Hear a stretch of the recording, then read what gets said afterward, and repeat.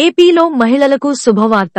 అగ్రవర్ణ పేదలకు ఆర్థిక సాయం అందించేందుకు ఆంధ్రప్రదేశ్ ప్రభుత్వం ఈబీసీ నేస్తం పథకాన్ని ప్రవేశపెట్టిన సంగతి తెలిసిందే. రాష్ట్రంలోని కమ్మ, రెడ్డి, కాపు, బ్రాహ్మణ, వైశ్య ఇలా అగ్రవర్ణాలకు చెందిన పేదలకు ఆర్థిక సాయం చేయాలని ప్రభుత్వం నిర్ణయించింది. ఈ నెల 14న వైఎస్ఆర్ ఈబీసీ నేస్తం పథకం అమలు చేయనున్నారు.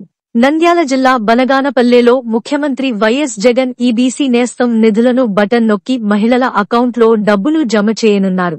ఈ పథకం కింద రెడ్డి, కమ్మ, ఆర్య వైశ్య, బ్రాహ్మణ, క్షత్రియ, వెలమతో పాటు మిగిలిన ఓసీ సామాజిక వర్గానికి చెందిన మహిళలకు ఈ పథకం వర్తిస్తుంది.